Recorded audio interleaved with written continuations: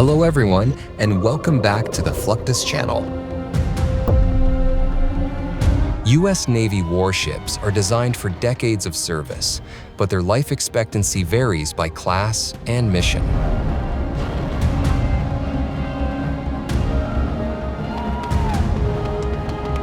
Destroyers like the Arleigh Burke are expected to serve around 35 to 40 years, supported by mid-life upgrades and overhauls. Gerald R. Ford, may God bless the ship and all who sail her. Aircraft carriers with nuclear propulsion and massive size can remain in service for 50 years or more, undergoing refueling and complex refits at the halfway point.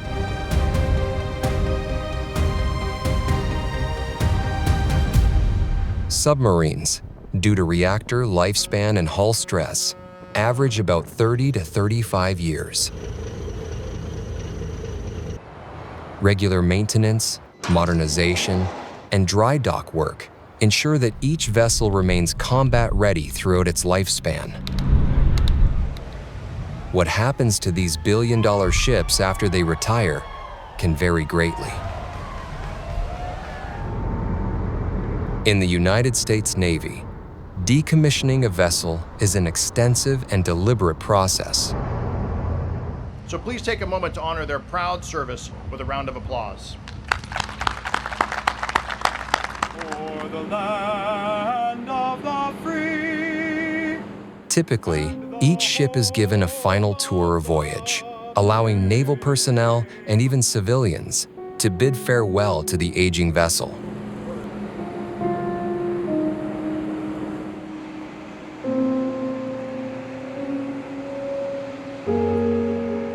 This process culminates in a formal decommissioning ceremony, a solemn occasion where commanders reflect on the ship's service and share stories that defined its history and crew.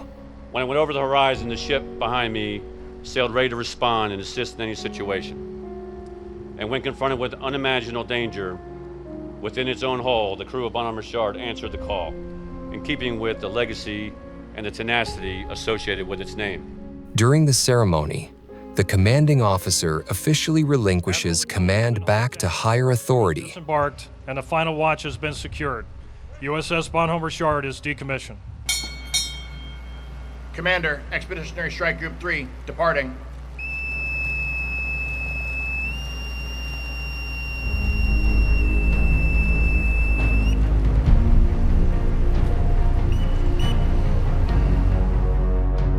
Once the ship is removed from active service, it is moved to a naval facility where crews spend weeks or even months stripping it of usable parts. Everything from weapons and electronics to copper wiring is salvaged for reuse, recycling, or installation on other active vessels.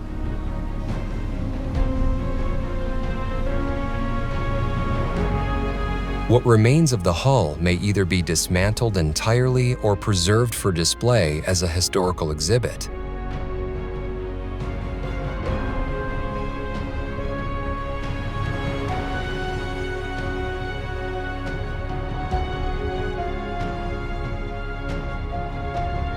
In some cases, these proud warships meet a very different fate, resting on the ocean floor. This happens during RIMPAC, or Rim of the Pacific exercise, the world's largest international maritime warfare drill, held every 2 years near Honolulu, Hawaii. Hosted by the United States, RIMPAC brings together allied naval forces from across the Pacific and beyond for realistic combat scenarios.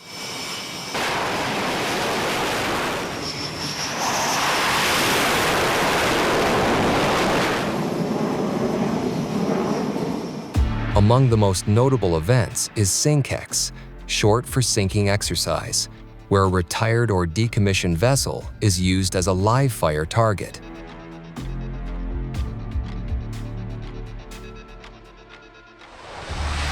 Aircraft, ships, and submarines all take turns striking the target with missiles, torpedoes, and shells until it sinks.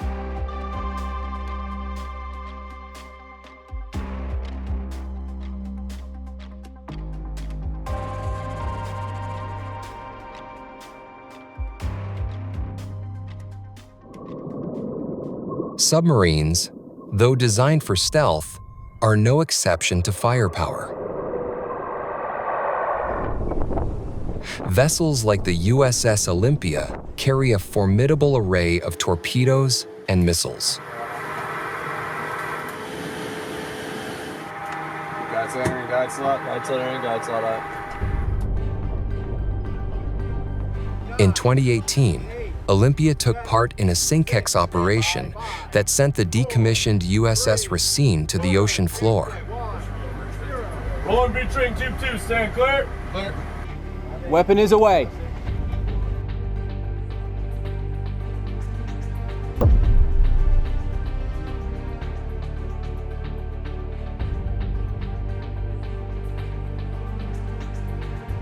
The Racine, a tank landing ship commissioned in 1971, stretched 522 feet and featured heavy armor. Despite absorbing massive damage from aircraft and ships, it held together until a Harpoon missile from an Australian P-8A Poseidon and a Mark 48 torpedo from Olympia delivered the fatal blows.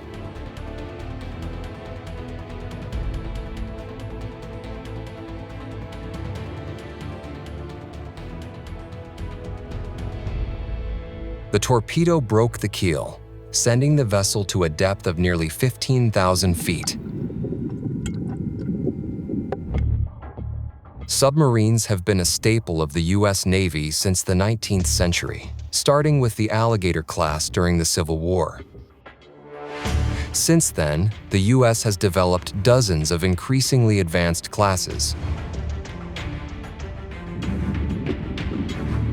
Even when a submarine reaches the end of its operational life, it still holds immense value.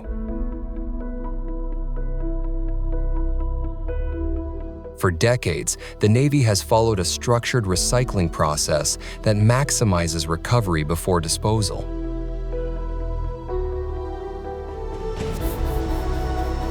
This includes defueling, decommissioning, hull sectioning, and, when applicable, nuclear reactor handling, a painstaking process that ensures both efficiency and safety.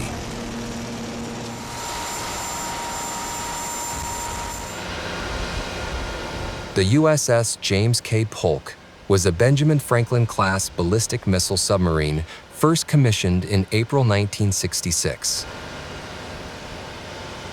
It was decommissioned in 1999 after more than 3 decades of service. The process began when the submarine was loaded into a dry dock at the Puget Sound Naval Shipyard in Washington. A dry dock is a long, man-made canal that can be flooded or drained to give workers access to all parts of a ship's hull.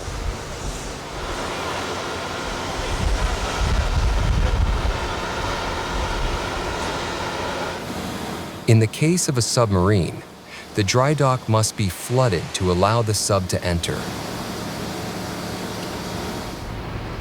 This is normally accomplished with the help of several tugboats. Once in place, the gate on the dry dock can be sealed, and the water pumped out again.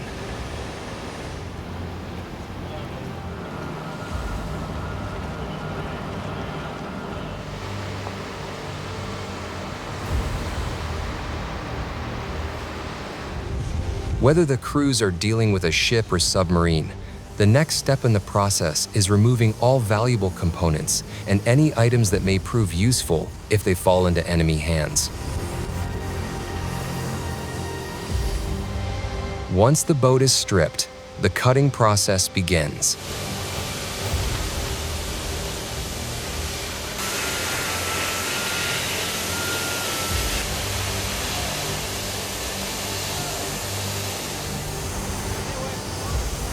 Depending on size, a submarine is divided into 3 or 4 major segments.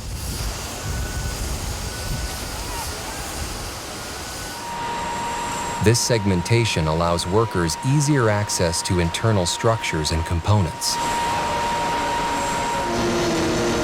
The submarine rests on rails at the dock's bottom, enabling crews to reach every angle. The dismantling process uses heavy cutting chains, cranes, and specialized hand tools to methodically disassemble the sub.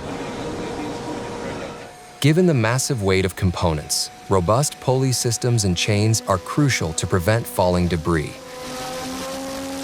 The USS James K. Polk, for instance, was 425 feet long and weighed over 6,000 tons. Ensuring worker safety is a top priority, and precision handling explains why dismantling the Polk took nearly 18 months.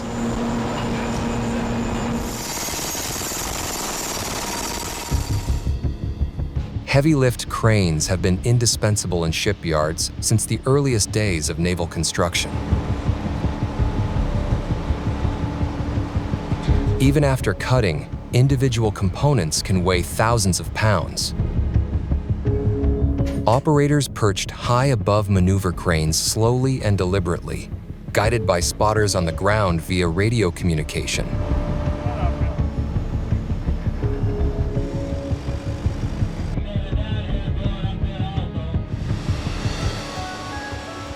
Each lift is secured using large locking carabiners, steel cables, or pallets. Shipyard cranes move along rail tracks, allowing them to service multiple areas but at a slow pace.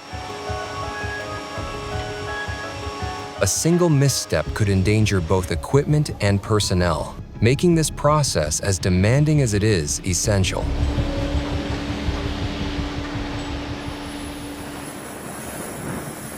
Unlike ships, military aircraft are often stored for extended periods before dismantling. Components such as wings, landing gear, and avionics remain valuable long after retirement.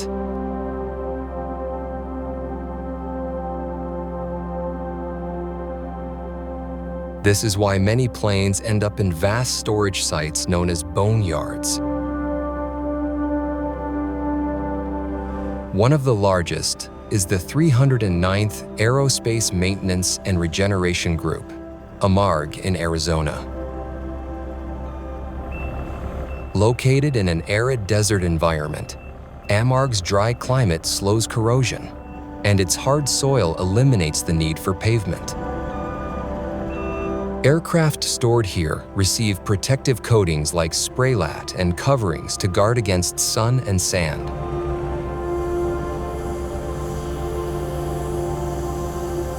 Preparing a large plane for storage can take an entire day.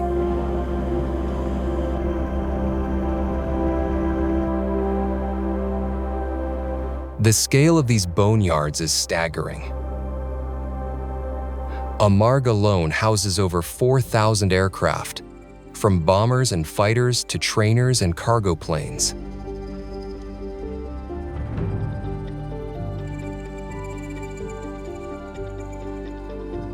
Established in 1946, it has preserved aircraft from every era since World War II.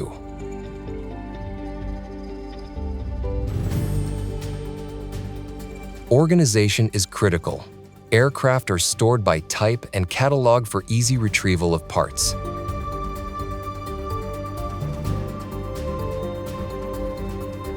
Protective coatings preserve identification markings for decades, and the site even features a runway for planes' final landings.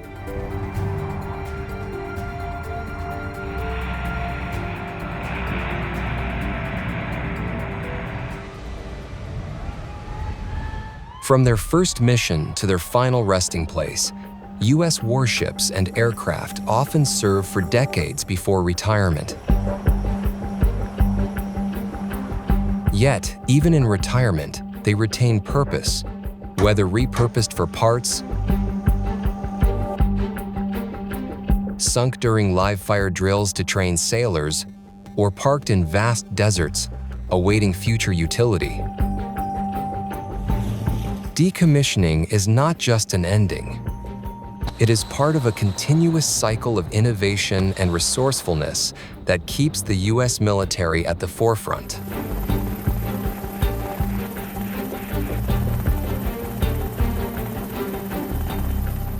Each vessel and aircraft carries a legacy, both in the missions it once fulfilled and in the foundation it provides for the next generation of technology.